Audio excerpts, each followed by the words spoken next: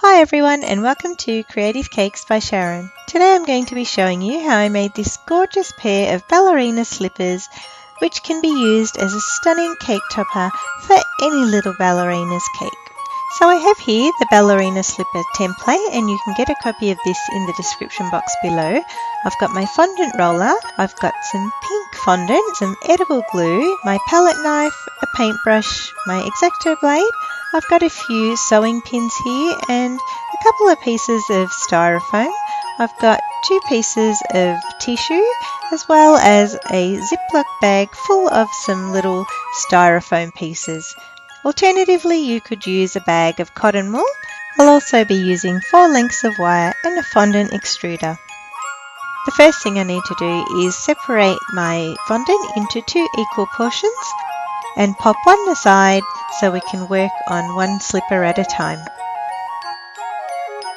So I'm going to start creating the left slipper and I need to roll my fondant to about 2 to 3 millimeters thick, just large enough so that I can fit both pieces of my template onto the fondant. Now I'm going to carefully cut all the way around both pieces of the template, reserving the excess for the ribbons and the trimming I need to create a little bit later on.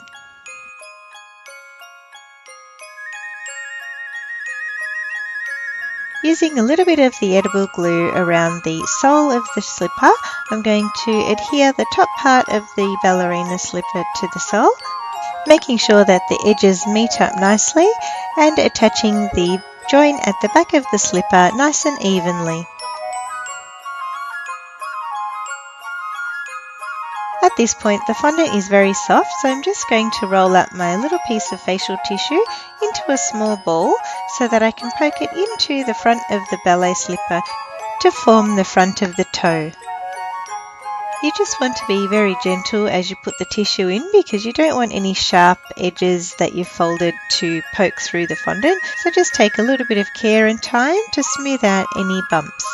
To achieve a nice ballet slipper shape, I need to carefully use my palette knife to scrape under the shoe and pick it up very gently and then pop it onto my little bag of styrofoam pieces. This is going to help the shoe dry in the correct shape. A little bit of manoeuvring is required to achieve the right shape that you're after.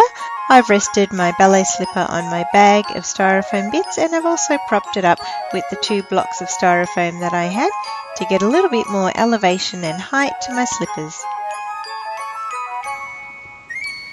So while the left hand slipper is starting to dry, I'm going to create the right hand slipper following exactly the same process.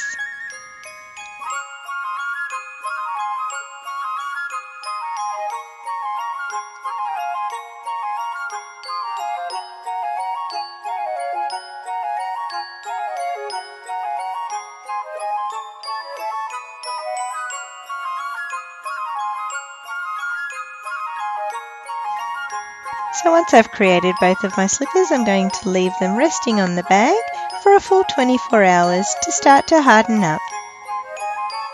So here are my ballerina slippers after 24 hours.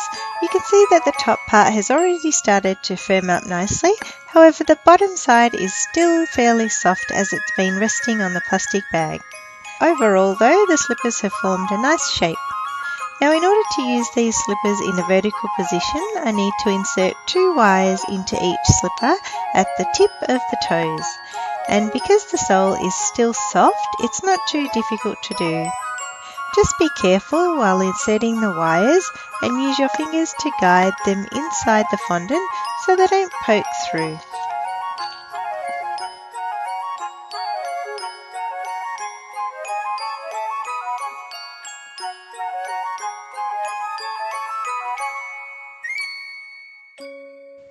Now to create the trim around the ballerina slipper and the little bow at the front, I'm going to use the fondant extruder to create a nice long tube and adhere it all the way around the edge of the slipper and create the bows.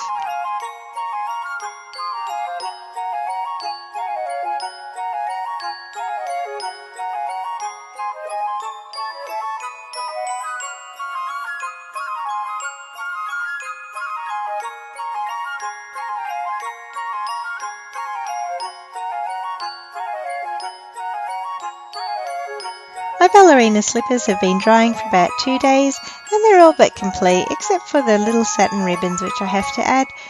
It's best to attach the fondant ribbons once the slippers have been inserted into the cake, and it's just a matter of simply rolling out some long strips of the fondant and attaching them from the back of the ballerina slipper, letting them drape and twirl towards the bottom of your cake.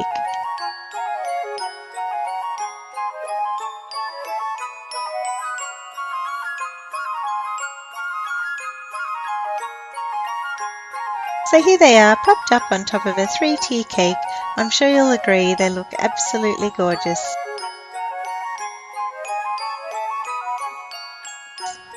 Guys, I hope you enjoyed this tutorial on how to make these pretty little ballerina slippers.